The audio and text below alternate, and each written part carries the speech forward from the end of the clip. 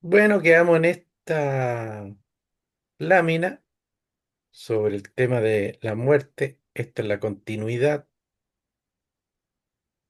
Y como les dije la otra vez, estos son unos escritos que tienen que ver con la Gnosis de Samael, que lo estamos usando como una base para empezar a reflexionar sobre el significado místico, esotérico, metafísico de la muerte. Ya no a modo de seguir dogmáticamente también todo lo que puede plantear una escuela, pero tiene muchas similitudes con los grandes aprendizajes que vienen de grandes escuelas, de la mismo tipo de enseñanzas.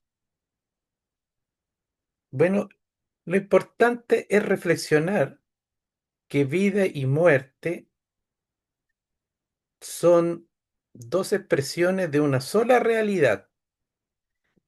Es como lo que siempre hemos recalcado, que estamos en un mundo de ilusión donde la naturaleza se expresa de dos formas que en nuestra percepción se ven como opuestas, como de distinta naturaleza, como absolutamente separadas, pero obteniendo estos conocimientos metafísicos que, por ejemplo, aparecen en el gran libro El Kybalión, uno va entendiendo y va aprendiendo que los fenómenos siempre corresponden a una misma naturaleza, solamente que se expresan en polaridades distintas y que nuestra mente las percibe como opuestas, pero son lo mismo.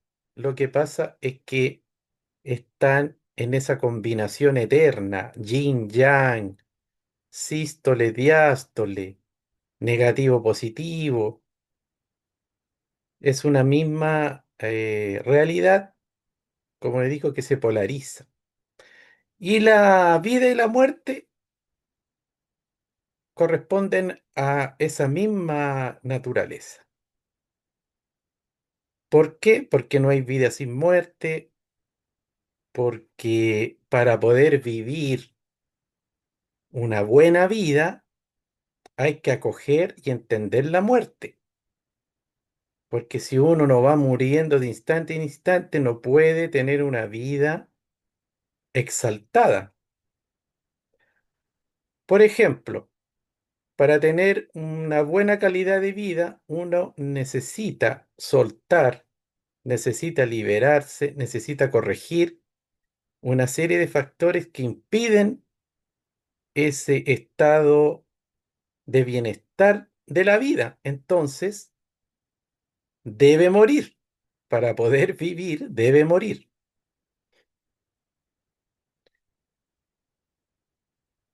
¿Ya?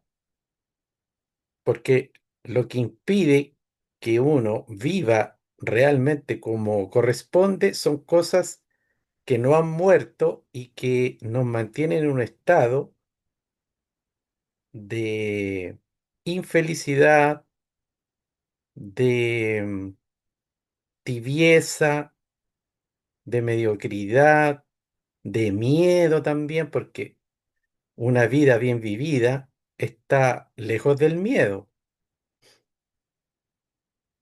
Por eso hay que entender que vivir realmente es cuando se comprenden estos conceptos y se acogen y se empiezan a trabajar en el sentido profundo de lo que significa. Se puede decir que, y se dice, los sabios lo dicen y lo repiten en distintas culturas, porque esto yo lo he escuchado en sabios de la Cábala, sabios del hermetismo y también en chamanes de América. que la vida es una preparación para la muerte. Nosotros estamos preparándonos en esta vida para la muerte. ¿Por qué?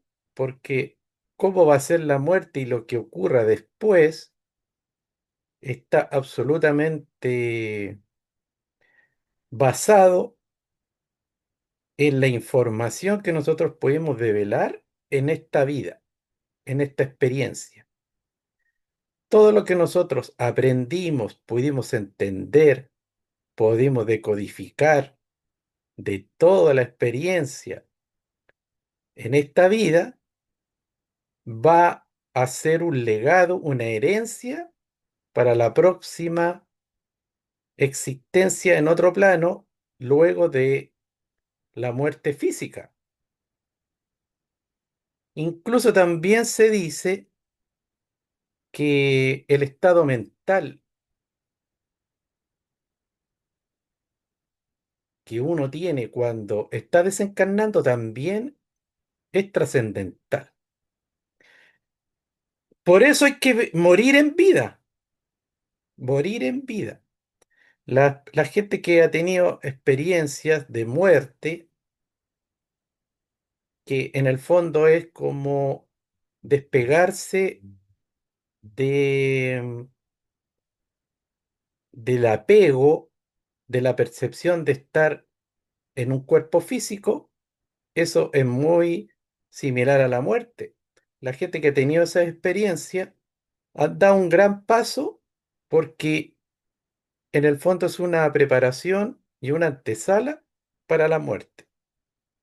De ahí a que hay iniciaciones en todas estas culturas donde hay rituales de muerte. Incluso los chamanes, a través de sus propias técnicas, de sus propios rituales, preparan a las personas y a los que están listos para recibir las iniciaciones chamánicas a una muerte psicológica, a una muerte en su experiencia, eh, y estos seres, o sea, los que son sometidos a estos rituales, muchas veces también con ciertas sustancias, ellos experimentan una vida fuera del cuerpo, despiertan en el otro mundo y tienen una serie de información muy valiosa para su alma y ellos después vuelven a la percepción del cuerpo físico.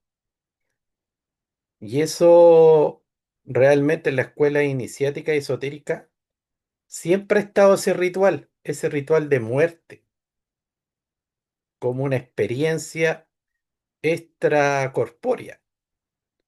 Y también representa el soltar al ego y experimentar la realidad fuera de la percepción del ego, fuera del sistema del ego.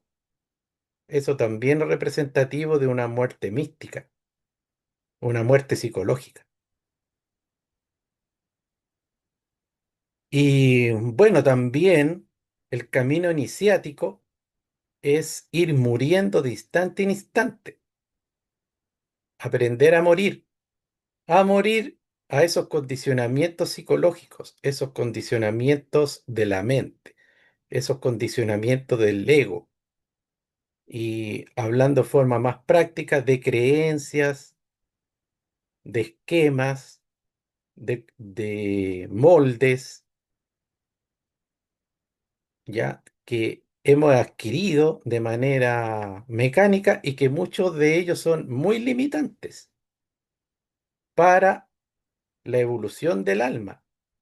Y eso tiene que ir disolviéndose y disolviendo para que vaya despertando la conciencia. Disolviendo ciertos patrones del ego se va expandiendo la conciencia. Por eso vida y muerte están absolutamente relacionadas. Si alguien quiere hacer un comentario, una pregunta con respecto a lo que estoy hablando, puede hacerlo. para aportar más a este diálogo.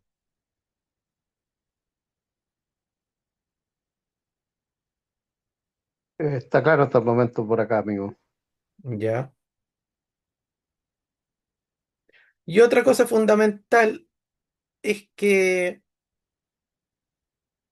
nosotros venimos acá con un propósito, con una misión, y es lamentable vivir esta experiencia sin entender nuestra misión del alma. Eso que produce un extravío y un vacío existencial profundo, porque si uno realmente no sabe a qué vino, porque en el fondo todos venimos a un aprendizaje, venimos también a través de un formato, de una especialidad, de una naturaleza específica de nuestra alma, a vivenciar ese aprendizaje y a develar información de sabiduría. Pero hay, como digo, especialidades en esta encarnación de cada cual. Y esa especialidad, esa diferencia, esa nota particular, es indispensable que cada alma la reconozca y reconozca su misión. Porque, como digo, si no se reconoce, se vive en un vacío, en la ignorancia, en la incertidumbre, sin saber para qué vino, si está realmente realizando su obra, su gran obra en esta vida y hacia dónde va después. Eso produce vacío, produce. Y también, ¿qué es lo que ocurre con eso? Que uno está tan desorientado que pueden pasar años realizando algo que no corresponde a esa misión de alma. Y por consiguiente, el producto de ese desconocimiento es aburrimiento, vacío, desmotivación, desvíos de todo tipo. Incluso ustedes pueden empezar cualquier tipo de desvíos también porque el alma no está realizando su misión. Caer en vicio, eh, buscar satisfacción inmediata, placeres de los sentidos, pero por lo mismo ocurre eso, por lo mismo. Eso es cuando uno no entiende ese sentido profundo del alma. Ya, volviendo al tema de la muerte, vamos a pasar a la otra lámina.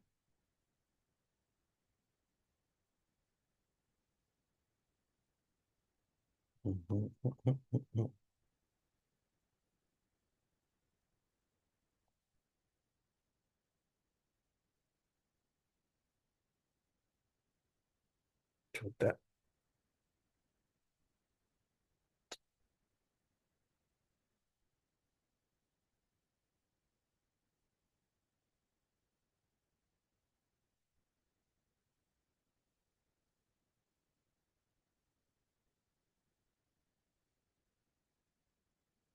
Aquí dice la experiencia directa de la meditación nos da la certeza. Lo que es la muerte en sí misma, así como las implicaciones de lo que es el intervalo entre la muerte y la concepción, únicamente pueden ser experimentados a través de la ciencia de la meditación y por la conciencia despierta. Cuando hablamos de que solo la conciencia despierta y la ciencia de la meditación, es decir, a través de la experiencia directa, se puede experimentar eso que pertenece a los misterios de ultratumba. No queremos pecar de exclusivistas o fanáticos, sino que simplemente ni la filosofía positivista ni la ciencia oficial pueden ayudarnos, porque tanto la una como la otra jamás toman en cuenta la vida que comienza más allá del umbral de la muerte. La ciencia oficial no ve en el hombre ninguna vida psíquica independiente de las funciones vitales y de todas estas cuestiones desde el punto de vista científico. Son solo ficción, nos dice Pedro Ouspensky. Pedro Ouspensky era un discípulo del maestro Gurdjieff. Bueno, y es simple decir que la ciencia oficial positivista y materialista no reconoce y no valora esa experiencia fuera del cuerpo, una existencia incorpórea que han vivido personas a través de, aquí dice la meditación, porque hay seres que a través de la meditación se han desdoblado, han tenido viajes astrales, han visto su cuerpo meditando en otro lugar, y también como yo hablaba de otro tipo de experiencia, como producidas por rituales chamánicos, e incluso gente que ha muerto y ha experimentado ese mundo espiritual, ha tenido una serie de trascendentales experiencias post-mortem y después ha vuelto y han relatado todo lo que han vivido. Pero para la ciencia eso tiene otro tipo de explicación y no dan fe, no dan crédito de esa vida ya que experimenta la conciencia incluso después de que su cuerpo ya cesaron sus funciones vitales.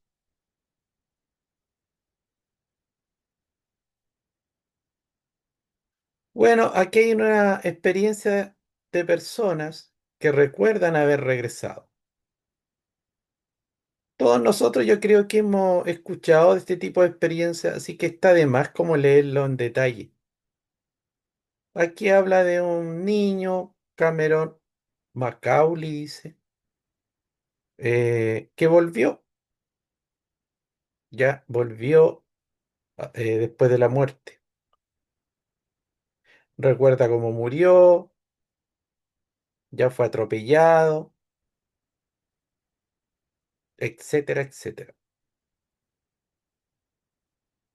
Y aquí hay otro relato de personas que también han tenido esta experiencia de muerte y que regresaron.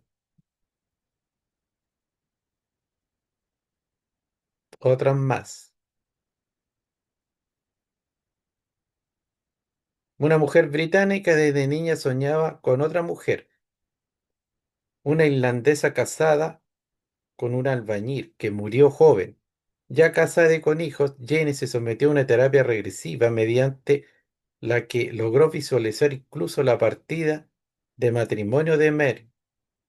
Con esos y otros datos, y convencida de que ella era en realidad esa mujer, comprendió la búsqueda de su anterior familia y la halló en la pequeña localidad de Malahide, donde pudo confirmar que esa, aquí dice Sutton, había existido realmente y falleció en el hospital de Dublín, el 24 de octubre de 1932, 21 años antes de que Jenny naciera. Algunos de los hijos de Mary ya son muy mayores. Reconoció que en Jenny es su madre reencarnada. Bueno, aquí hay otro tipo de experiencias, pero que tiene que ver con la reencarnación, que recuerdan haber tenido una vida pasada y que regresaron, pero obviamente en otro tiempo y en otra personalidad, en otro cuerpo. ¿Esto para qué sirve? Para entender que en el fondo lo que ocurre post-mortem. Hay muchos médicos y psiquiatras principalmente que han registrado a personas clínicamente muertas que han regresado. Hay uno incluso que en estos tiempos es bien famoso. ¿Alguno recuerda ese nombre? Que creo que tiene unos libros, muchas vidas, muchos maestros, vida después de la muerte. Si alguien se acuerda, lo podría decir. Brian Bass. Brian Weiss. Sí. Claro, claro. Gracias. Ese libro, Muchas vidas, muchas muertes, fue el primer libro que leí que me metió en este tema, hace mucho tiempo atrás. Sí, es un libro bastante popular. ¿Qué es la muerte en sí misma? El cese de las funciones vitales a causa de que el rayo de la muerte circula por el organismo. En la clase pasada se habla aquí esotéricamente que existe un rayo de la muerte. Y cuando ese rayo lo toca a uno, bueno, existe ese corte. Somos un alma con cuerpo, no un cuerpo con alma. El cuerpo es un vestido que nos ponemos y quitamos. El sendero de la vida está hollado por las huellas del caballo de la muerte. Aquí hay una serie de láminas que grafican el proceso simbólicamente de la muerte.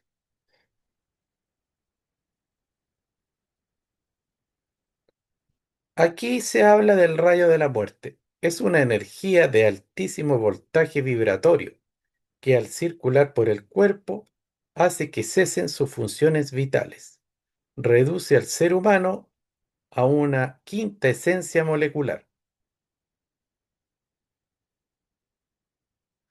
Los ángeles de la vida y de la muerte, los verdaderos maestros conscientes que cumplen con su función de conectar o cortar el cordón de plata, o antacarana, el hilo de la vida.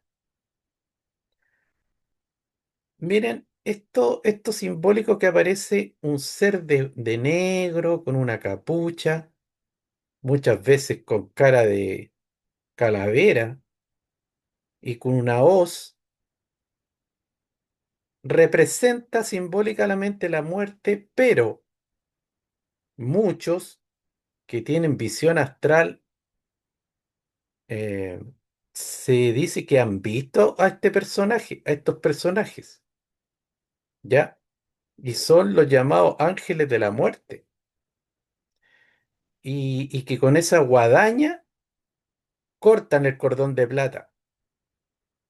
La guadaña ahí lleva en sí misma ese rayo de la muerte. Hay que entender que en el plano astral es un plano simbólico representativo y que contiene mucho arte. Hay muchos artistas que en el fondo son clarividentes, son videntes porque tienen la capacidad de la representación simbólica y artística del plano astral y han pintado a estos seres, ya sea de luz, los que tienen el trabajo ya como los ángeles de la muerte, que tienen otra función, los seres que trabajan también en el inframundo. Por eso, en el fondo, el plano astral toma esa forma, pero va más allá de una fantasía, también es una realidad. Porque si uno cree que también los ángeles son estos seres con esta ala, estos seres como andróginos, no, porque en otras dimensiones quizás tengan otra forma y en otras dimensiones quizás se perciban como destellos de energía y nada más. Pero en el plano astral sí ya aparecen más cercano a lo que es nuestro cuerpo físico, ¿ya? Y aparecen con esa forma. ¿Por qué andróginos? Porque ahí están más integradas las energías femenina masculina, ese yin yang. ¿Por qué de blanco? ¿Por qué con alas? Porque representan ya un tipo de función y un tipo de energía X que los diferencia de otras misiones. Incluso una vez escuché unos audios, unos videos de un clarividente más o menos famoso, un canalizador, un contactado, que hablaba de unos seres de Saturno. Recordemos que Saturno es el planeta que está íntimamente relacionado con la energía de la muerte. Y decía que estos seres que habitaban en Saturno, que estaban en el plano astral, muchos tenían la misión de rescatar y de conducir seres después de la muerte,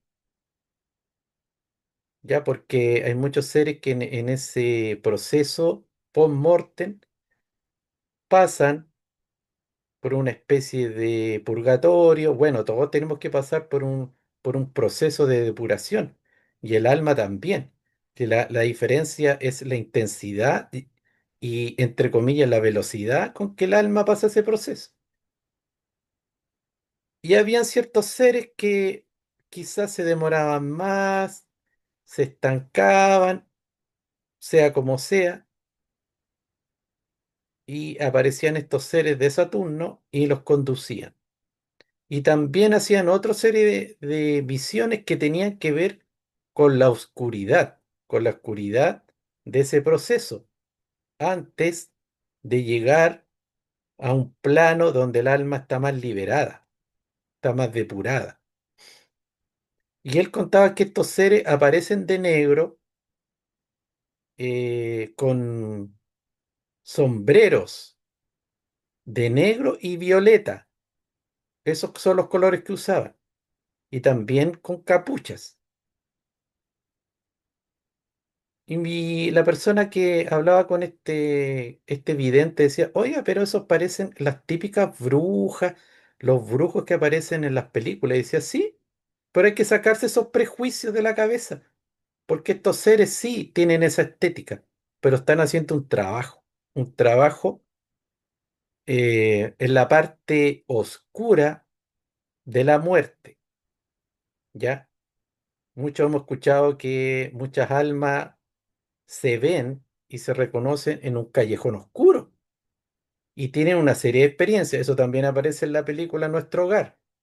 Este médico que llegó luego a vivir un proceso de depuración y de sanación en un hospital de, yo creo que de la quinta dimensión. Bueno, él estuvo un buen tiempo en ese purgatorio, estuvo purgando y veía cosas bastante oscuras, bastante feas, porque claro, porque es una especie de depuración.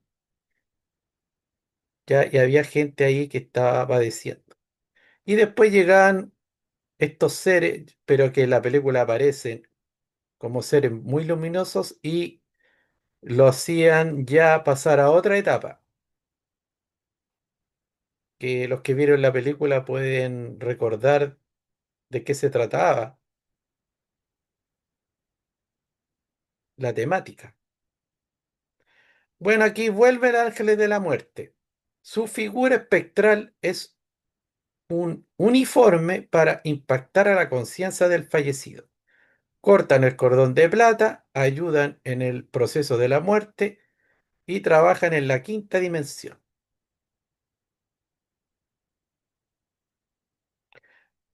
Bueno, y ahí vemos que esta imagen, pero esta imagen ya está bastante exagerada, pero tiene ahí colgando un reloj de arena.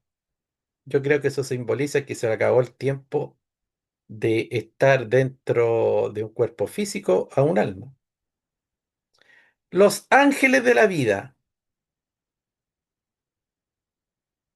Bueno, este mismo maestro Samael decía que ese mismo ángel de la vida que se ve ahí muy luminoso era el mismo que cuando hacía otra misión se ponía la capucha negra y aparecía con la hoz. Y que eran los mismos.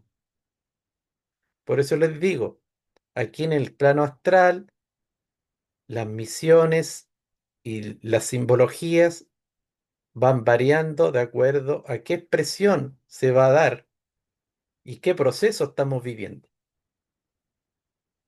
Eso también pasa con los arcontes. Si una persona es virtuosa en un aspecto de su vida, los guardianes, los gobernantes de esa manifestación van a aparecer como seres bastante armoniosos y luminosos y perfectos. Pero si esa persona en esa área de su vida está confundido, está dormido, está distorsionado, está errado, está desviado y está cometiendo una serie de desvíos, yo le llamo distorsión, porque antiguamente se le llamaba transgresión, se le llamaba pecado, pero entendámoslo como distorsiones.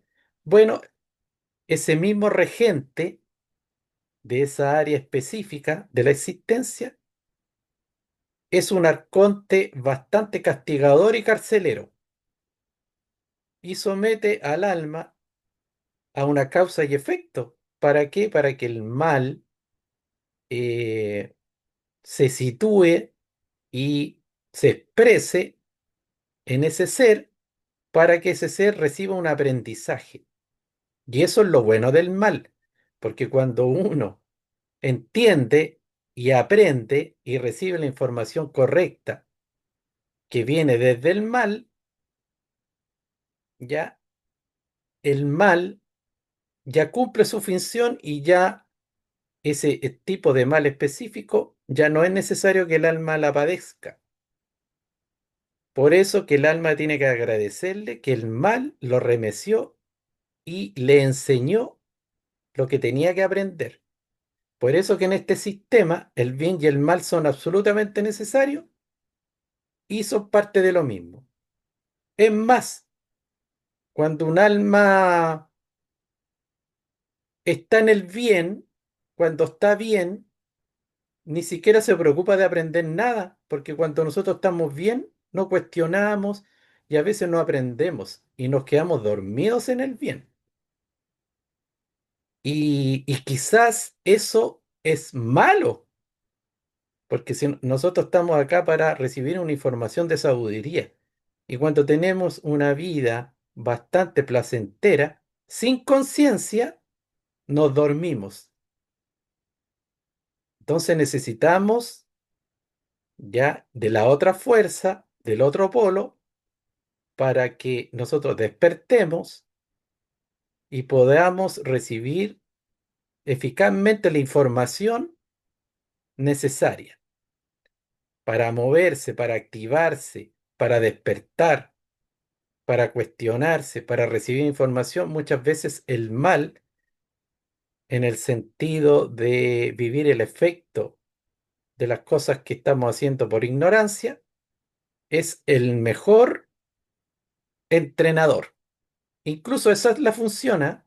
El oponente, como dice la Cábala, tiene esa función de ser un entrenador, de hacernos fuertes, de hacernos sabios y de ir trascendiendo. Sin ese entrenador duro e implacable, no hay evolución, no hay despertar, no hay reintegración, no hay nada. Ya, la figura de los ángeles de la vida, su figura es de hermosos niños o bellas doncellas. Conectan el cordón de plata al zoospermo, ayudan en el proceso de la concepción y el parto, y trabajan en la cuarta dimensión. Habría que pensar por qué en la cuarta, quizás porque la cuarta está más cerca de la tercera. y obviamente que el feto se empieza a desarrollar aquí en la tercera dimensión. Esa puede ser una explicación. Divina diosa madre muerte. Bueno, la muerte también ha sido representada en estas culturas, ya también con la deidad, con deidades, con dioses. Porque como les digo, la vida y de la muerte son dos aspectos de una misma naturaleza, de un mismo fenómeno. Pero como estos pueblos eran politeístas y paganos, toda expresión vital del universo era representado por deidades, por arquetipos, por dioses, y que también ahí está el arconte. Cuando existe la distorsión, cuando existe la enfermedad, que es lo mismo, cuando existe el desequilibrio, el aspecto divino de a un área específica aparece como con rigor, rigor. No con, y cuando eso está en equilibrio, aparece, como dice, la misma palabra lo dice, con equilibrio, armonía y benevolencia. Bueno, y estos sabios, estos pueblos hacían trabajos con la luz, trabajos en la oscuridad, todo con un fin específico para ir produciendo esa armonía. Recordemos las pirámides con altares para la luna y pirámides solares, lunares y solares. Ya acá aparece Hécate, Hécate que se reconoce en la civilización romana, en la mística romana, y también en los celtas, siempre ha estado esa diosa ahí en toda esa región. Y aquí aparece Coatlicue, Coatlicue, que yo creo, no lo sé muy bien, debe ser azteca o maya. Habría que buscarlo porque siempre yo reconozco que confundo estas dos culturas. Incluso también, aunque hay diferencia en su simbología, en los tótem, porque son distintos, pero que no hila muy fino también se confunde.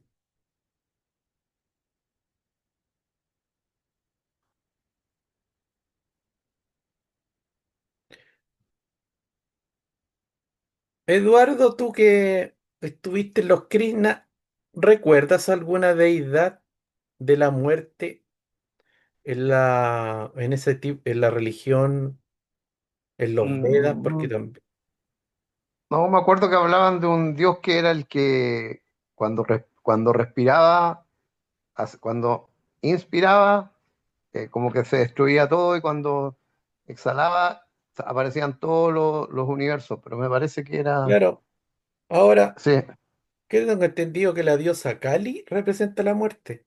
sí, sí, parece que Kali era, pero el otro era como el más, el que creaba los mundos, ¿cómo que se llama? Claro, Ganesh, ¿puede ser? claro, es que tienen tantas deidades y hay algunas que están muy relacionadas porque es como que comparten misiones.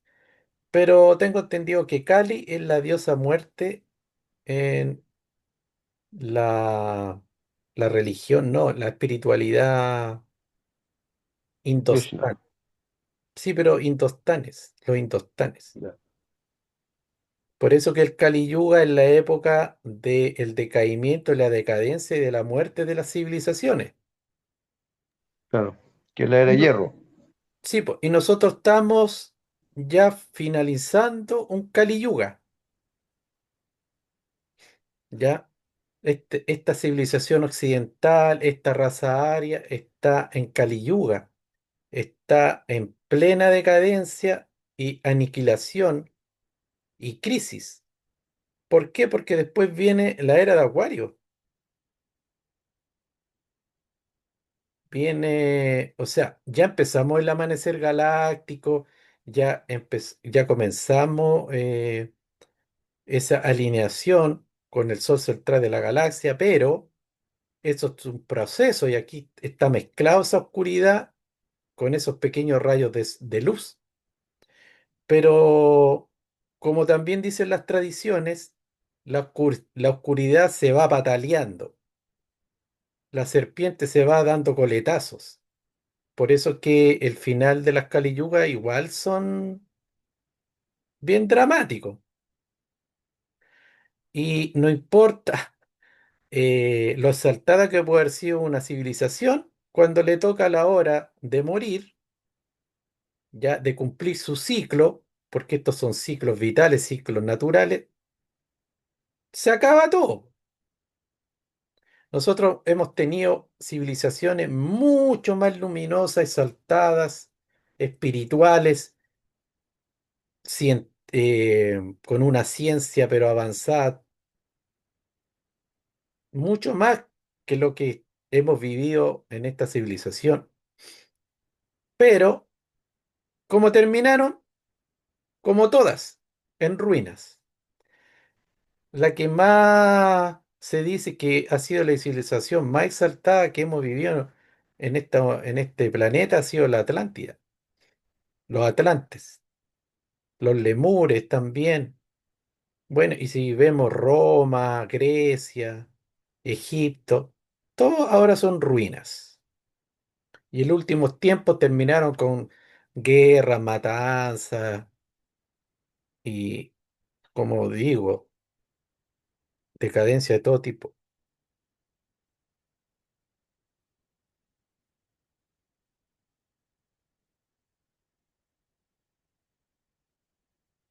Así que no crean en salvadores físicos porque eso no va a ocurrir. Ni Trump, ni aquí, ni acá, todos son parte de un proceso que estamos viviendo. Hay que estar preparado para que el alma pase a un nuevo ciclo de la mejor forma posible, para la nueva humanidad que se avecina. ¿Qué va al sepulcro? Cuerpo físico, cuerpo vital, la personalidad. Eso se disuelve, eso se depura, se desintegra. El cuerpo físico se desintegra.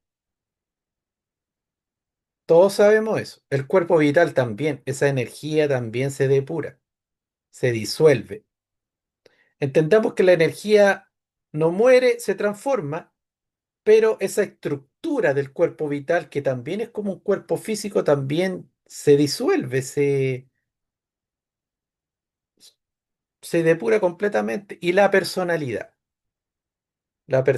también se desintegra. Recordemos que hay castillos, hay casonas que dicen que penan, que hay fantasmas que penan eh, en esos lugares y que fueron personas que vivieron en otros siglos y todavía andan ahí. Bueno, esas son personalidades, son un cuerpo, una energía de la personalidad que está en la cuarta dimensión y se manifiesta en la tercera dimensión y ha durado bastante su proceso de depuración. ¿Por qué? Porque esa personalidad quedó atrapada por alguna experiencia muy fuerte y también porque era una personalidad bastante cristalizada.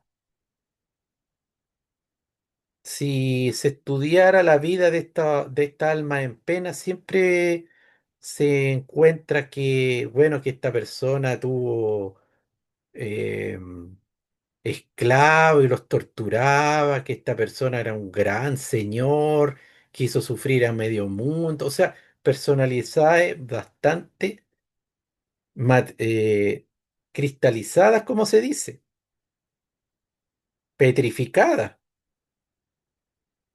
narcisistas, también gente que murió trágicamente o que asesinaron a su familia y ese dolor tan grande los hace estar atados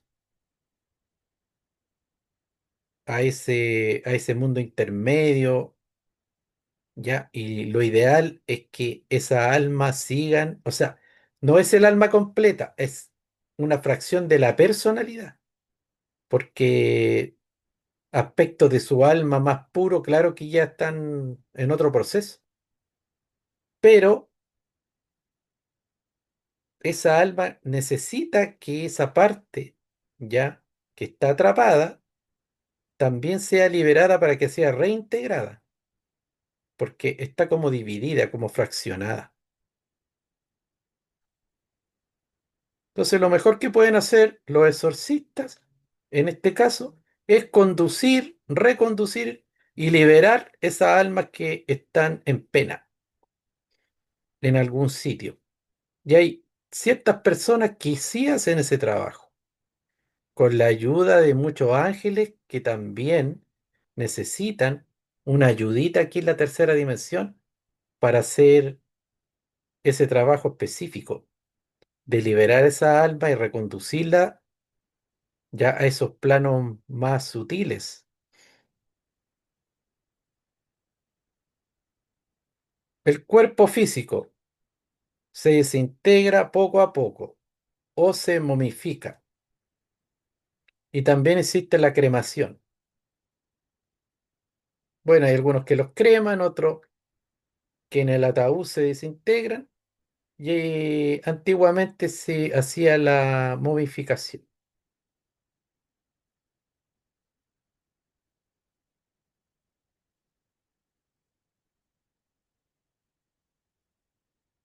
El cuerpo vital o aura. El cuerpo vital es el aura de la que tanto se habló en las escuelas esotéricas de Oriente, el mismo cuerpo etérico, el doble vital energético de nuestro cuerpo físico. El cuerpo vital sostiene a cada célula del cuerpo físico. Es su asiento vital, su doble energético.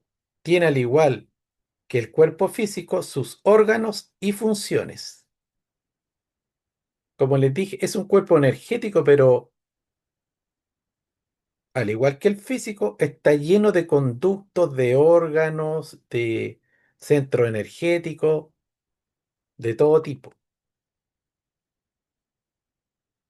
Gracias a la cámara Kirlian, que fue inventada por el matrimonio que le da su nombre, ya aquí dice Semyon Kirlian y Valentina Kirlian. En el año 1939 se pudo fotografiar el aura de las personas y de las cosas, porque todo tiene su aura. El cuerpo vital está formado por los cuatro éteres: lumínico y reflector, químico y de vida. El lumínico y reflector se transforman en un diseño electropsíquico que influye en lo que somos psíquicamente. El químico y de vida se transforman en un germen de vida que influye al nuevo microcosmos. Microcosmos somos nosotros, para que se entienda, y macrocosmos ya son los planetas, la Tierra, el universo. Ya, aquí, la personalidad. La personalidad nace y muere en su tiempo, de acuerdo a su fuerza. Es la causa de los fenómenos de apariciones.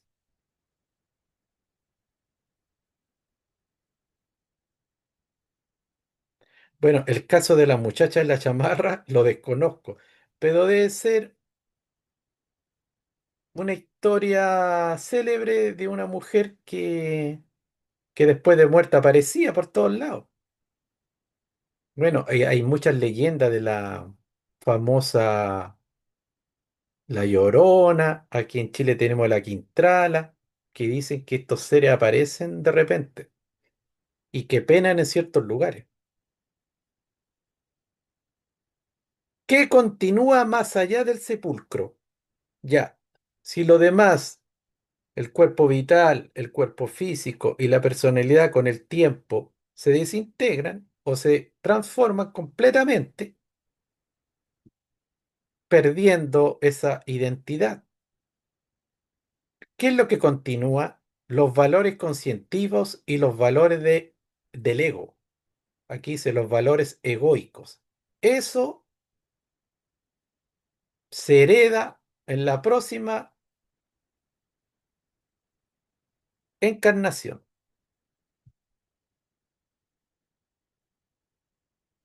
O sea, el ego que no se pudo rectificar, que no se pudo trascender, vuelve a aparecer en la próxima vida y los valores de conciencia que se pudieron develar, esa información de sabiduría que se adquirió en la experiencia actual, también se heredan en la próxima existencia. La conciencia y la inconsciencia. Bueno, aquí habla de tres juicios post-mortem. Juicio electrónico, juicio molecular, el tercer juicio. A ver, ¿qué hora es?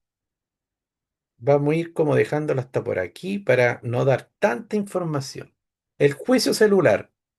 La vida es como una película. Cuando termina la película, nos la llevamos para la eternidad y ahí revivimos nuestra propia vida que acaba de pasar en forma retrospectiva.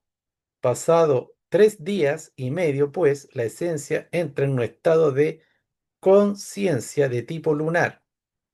En el momento de la muerte revivimos la vida en forma retrospectiva, bajo la descarga electrónica, pero en forma muy rápida y terrible. Se puede pasar antes de morir o inmediatamente después de morir. Juicio retrospectivo de la vida que acaba de pasar. Bueno, aquí está hablando de que al momento de morir, el alma vive una retrospección. Ve pasar toda su vida. Incluso cuando dicen toda, es toda. Toda, toda, toda, toda. Así que no es que el alma observa y tiene una retrospección de algunos momentos de su vida, sino que no completo.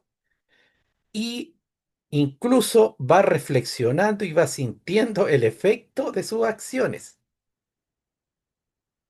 Cuando hizo sufrir a alguien, cuando ignoró a una persona, cuando humilló a otros, cuando abusó, cuando hizo feliz a otra persona, cuando se enamoró, cuando fue dadivoso, todo, todo, todo, todo, todo, todo. Ve pasar absolutamente y completamente su vida. Y va recibiendo una información de conciencia de esta película. Y con esa información, luego viene ya el pacto, la elección, el destino de la próxima existencia.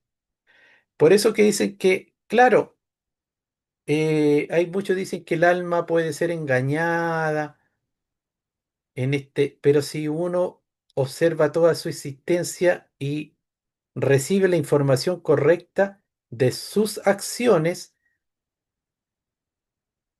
inocentes, por ignorancia o por conciencia, no sabiendo los efectos o sabiéndolo, es una información objetiva.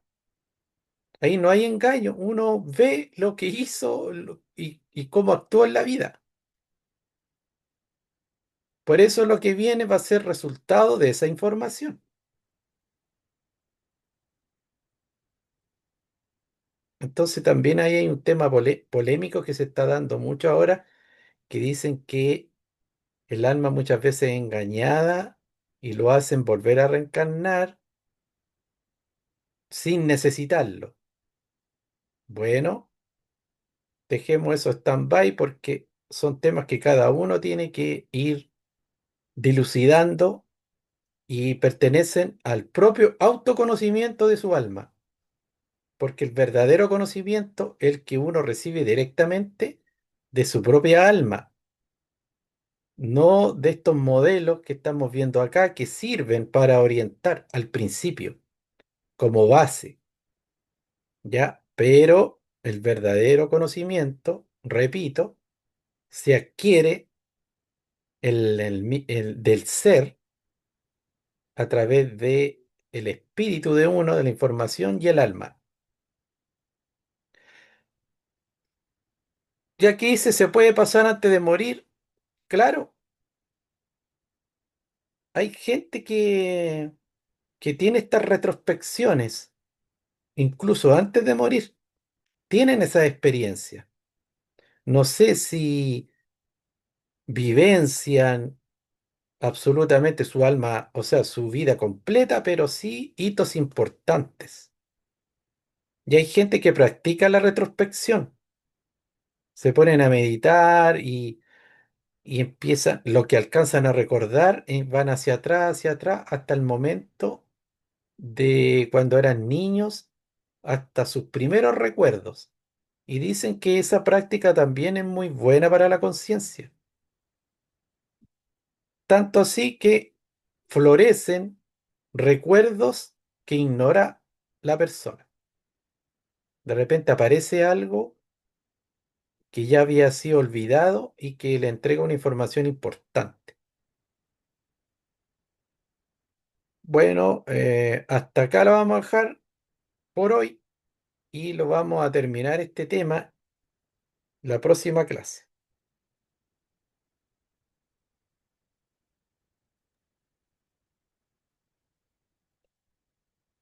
¿Qué les pareció? ¿Alguna reflexión? ¿Algún comentario?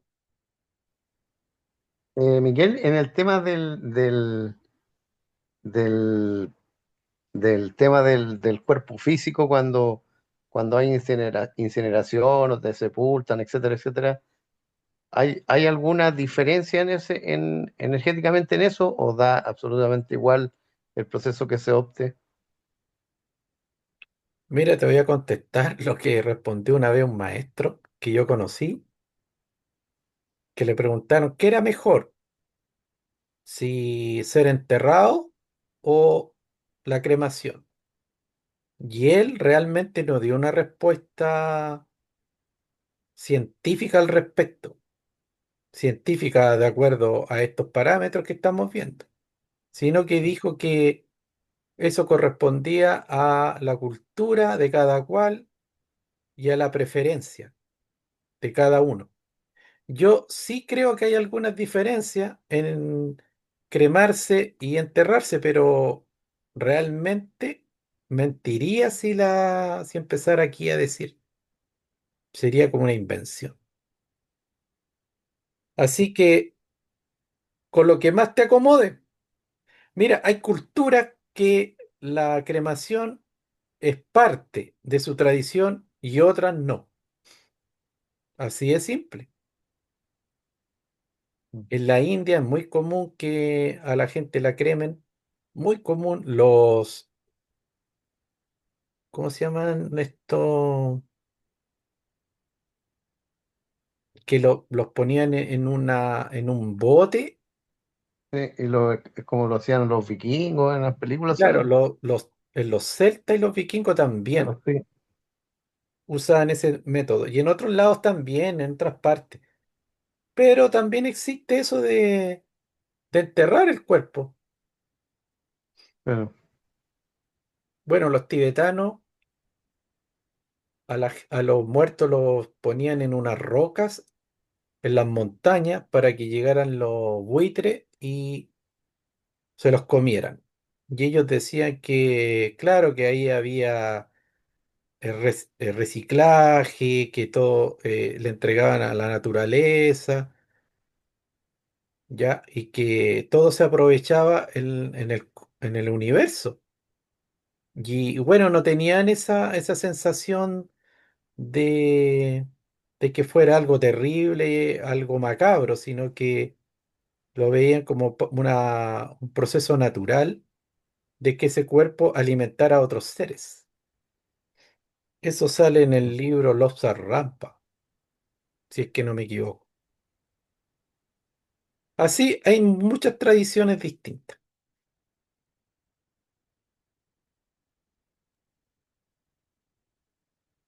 Nadie más.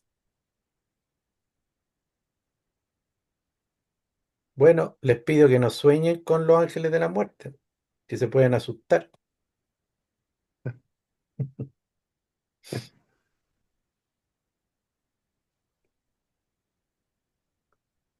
Bueno, después en la próxima clase hacemos las otras consultas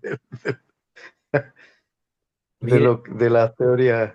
Pero, sobre la muerte hay una cosa fundamental, la conciencia de la muerte. Adquiramos la conciencia de la muerte. Es muy bueno tener conciencia de la muerte